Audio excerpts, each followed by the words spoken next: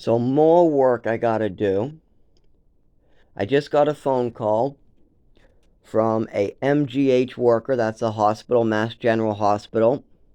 They're working with me and my roommate with the mold. My roommate was kept overnight for observation because the mold has spread to his lungs, and most likely I'm in worse shape than him, but my doctors don't know their ass from their elbow, so I'm having more trouble than he is. But I've been getting him to the doctors, and they're seeing what I'm talking about in me, and they're seeing it in him.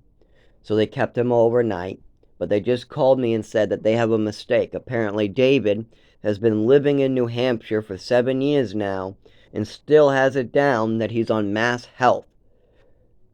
Now, he can get transportation around New Hampshire to get back from these Mass General Hospital type locations, but they need him to call Mass Health and switch it to the New Hampshire Transportation Agency. And apparently they've told David this many times before, that he needs to call the Mass Health people, switch over. But David probably thought they meant call Medicaid or Medicare, called them. They had no idea what they were talking about. So David then called Mass General. Mass General said they no longer know what you're talking about. So then David forgot. This happens to me a lot of the times too. They tell me to call Mass Health. I call Mass Health. They don't know what the person's talking about, so then I call back Mass General, but then Mass General doesn't know who called me or what the conversation was really about, so then you get stuck without able to do what you want to do because the guy on the phone just told you call Mass Health, there's a problem. Then you call Mass Health to find out the problem, and they tell you there's no problem. But then a year down the line, you get a call back saying there's a problem. So they bring you in these circles, and normally it's an attorney that can cut through this bullshit. But I don't have one of those. And I'm definitely not going to pay for an attorney for David. He'll just talk on the phone for hours about nonsense and bill me. I'll have a $600 bill for David to talk about how his wife is ugly. I'm not even kidding. I'll get billed for a confrontation. See, that's the neurological disorder. I've said that word 100 times. Anyways, I'll get billed and he'll talk about how his wife used to be ugly or something. So anyways, I have to work with David. I have to call Mass Health, and I have to make sure that the transportation picks up Dave at Mass General Hospital, brings him back home. I can wave him down, and then on top of this, when he gets here, I have to keep him notified that on Monday we need to do a joint call to Mass Health. Not Medicaid, not Medicare, Mass Health. Because you still have it down that you're on Mass Health. And we got the recording of the guy saying this. And that's why it helps. I will go ahead and arrange for transport. But then on Monday, on Monday, yes. He has a benefit right now, but it's just a matter of telling them that, Yeah. he used the transportation, okay? Yep, I'm used to this. Okay, I can do that, no problem. The message is sick. Understood. And I've been dealing with it for 25 years. 25 years. I think you guys are going to lift me up. I'll fall on my nose and hit my head. So anyways, that was the guy telling me Monday we got to get Mass Health, not Medicaid, not Medicare. And apparently this was supposed to be done 7 years ago. So not only did I transfer everything for Raymond Christian III, I transferred his Social Security up here. I got his everything up here, his insurance. I got my insurance, my ID. I also worked with David. I mean, all these disabled people relied on me to figure out how to transfer everything over. The Department of Health and Human Services helped a little bit. But most of the time, they hand a piece of paper and then say, go figure it out. They were very, very unhelpful for me, too. I've been needing cash benefits, and 7 years later, I'm still disabled, still bloodied on the side of the road when I go out, still trying to work and getting further injured. Nobody should get injured for money.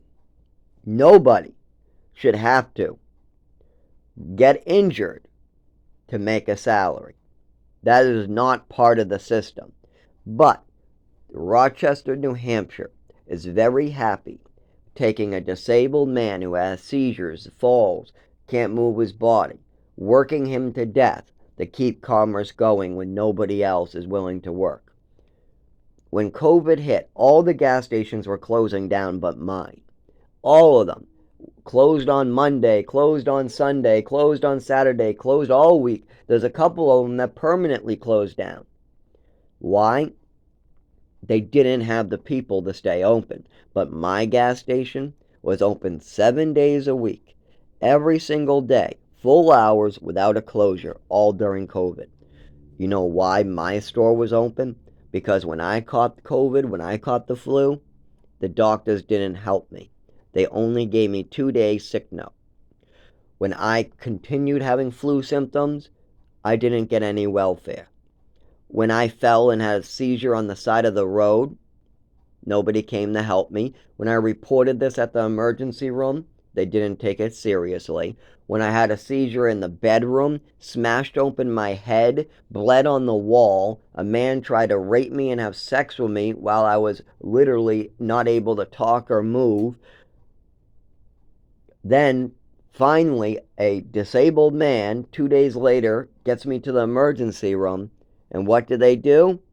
They laugh at me and release me while my head looks like Freddy Krueger swollen out. The whole right side of my face was so swollen, I looked like, have you ever seen the movie Mask with that ugly elephant man thing? That's what I looked like. I looked like the elephant man with my face swollen out. Why? Because I had a seizure, and during a seizure, your body moves so violently that when my head hit the table, it like fractured my cheekbone, and oh boy, it was bad. I sent a picture to my aunt, asked her to keep on to it for me with some mushroom pictures and some other pictures. She said sure, she would hold on to it, so hopefully today she still has it if she's a woman of her word. If she's somebody who's actually honest, she'll still have those pictures, because she told me she would hold on to those very important pictures. A picture of her own son, her own stepson, almost died. That picture, a picture of her own stepson almost dying. That picture I asked her to hold on to. It's one of the most violently hit in my head I ever got. So anyways, yes, with all that, the doctors around here aren't taking it seriously, mostly because of the psych record my mother and father keep on putting out there. But they were taking it a little bit seriously. I was getting someplace until they asked for my mother and father's phone number. My stepmother, I mean, the one that never really knew me. I never grew up with her. She's just my mother's best friend. And then my mother passed away at the age of 19, 20 years old. I was about 20. This woman just came in and took her place. So that's what that is. Anyways, so because of my new stepmother and my father calling doctors and saying, it's all a fantasy, don't listen to him. It's all a fantasy, don't listen to him. Doctors treat it like a fantasy and don't listen to me, and then I have further injuries. Of course, I got scars on my bodies from it. People have seen it. Hundreds of witnesses see it. But see, my father and his new wife don't spend any time with me. They spend time on the beach. They spend time out to eat.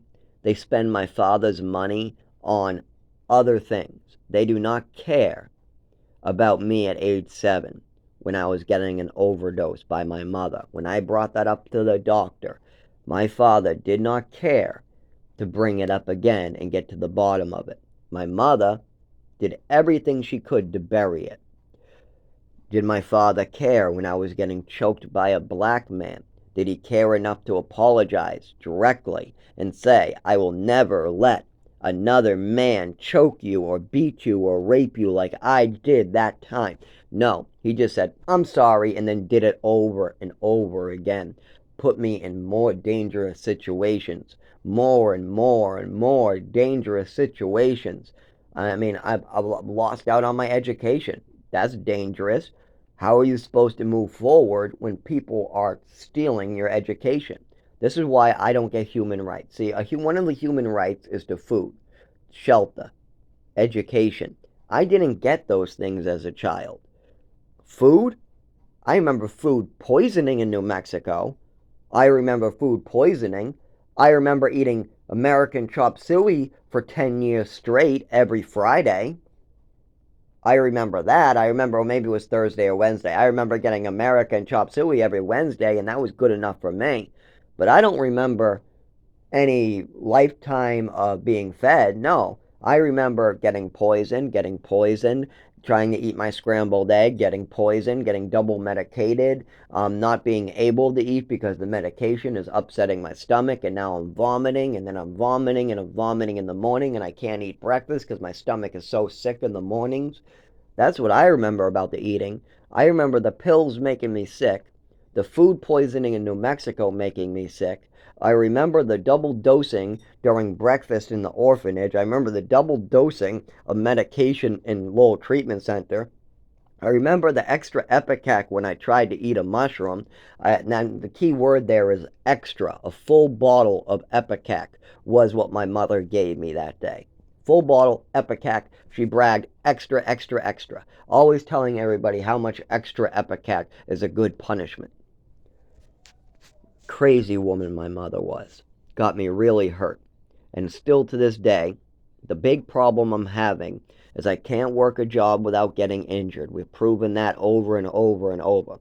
If you try to do something and you're expecting different results, that's insanity. I've gone to work and work and work, and now I'm pissing black, for goodness sake. I've fallen off so many times I've lost count. I've had so many seizures and falls. Plus, you can just see it. Just wait until a winter day. I'll go at the bus stop. You can hang out with me, and you'll see how problematic this is. Within 10 minutes, you'll see tears, shakes, pain. I'll have trouble getting on the bus. And if it becomes 15 minutes, I might even get stuck, and then I can't actually physically move my legs to get on the bus. Then I have to do a whole warm-up thing, and oh my God, just spend some time with me during winter and you'll see what I'm talking about, or just in general during childhood. If you saw me during childhood, you would have seen my left knee or my right knee bounce around, or you would have seen my head tick all of a sudden, twitch, or you would have seen my mother hand me a handful of pills, or you would have seen me look all fucked up on pills. Or you would have seen me so underweight, the doctors say I might die. Or you might not see me at all because my mother stuffed me in some cabin up in nowhere where nobody gets to see me, where only a big black man gets to see me and choke me out, meanwhile choking a naked little 8-year-old in the shower. This is fucked up shit. He even brought us out to go hunting. We didn't know this. All we knew is he got a revolver, packed it inside his coat, then told us we're going to go play light tag. So gave us all a flashlight, and we walked as far into the woods as possible. Up the hill, up the mountain, down the other side, then to this clearing, then where these pricker bushes are surrounding. Then he said, okay, go play light tag. And this was like midnight. Woke us all up off the floor, because remember, we fell asleep on the floor to do this. And you know what? Those experiences weren't the worst. The worst part about that is I missed out on education. But I missed out on just as much education thanks to my father's and mother's choices. Okay, I didn't get any education while in New Mexico. Well, how about when I lived in Maine? How about at that school in Massachusetts? How about redoing first grade? All those add up to way more than New Mexico. And okay, a black man choked me, right? He cut off my oxygen. Well, I got a mother giving me pills, causing me to pass out, causing an overdose, causing my breathing to slow down. On top of this, we got a mother who's taking a metal ruler and smacking me right after I have PTSD from a black person choking me.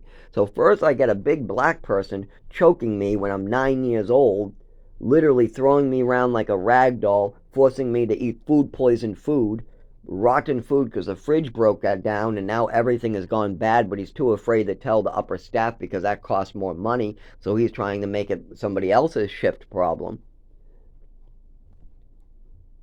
And now my mother thinks it's a good idea to pick up a ruler, smack me around with it for a fantasy in her head in front of her own grandson. Now her grandson is crying in the kitchen, crying his balls out because I'm getting a ruler beating for nothing. We both knew there was nothing wrong. I didn't do anything that day. My mother just lost it once again. It was a rainy, crappy day. My mother just needed her thrills. So she took me and beat me around in front of Seth and got her kicks out of it. That's all.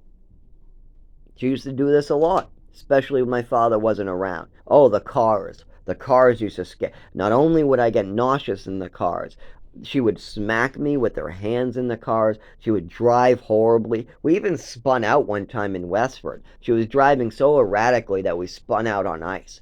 My mother was not a good driver.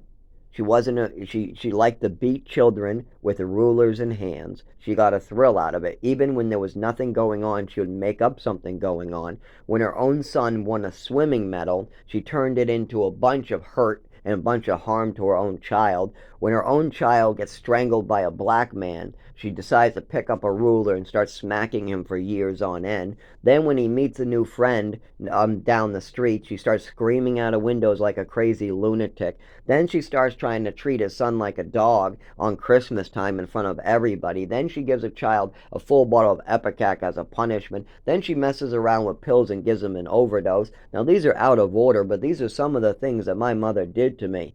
Now all I ask today is I be able to collect my Social Security and see a doctor without my mother's bullshit getting in the way.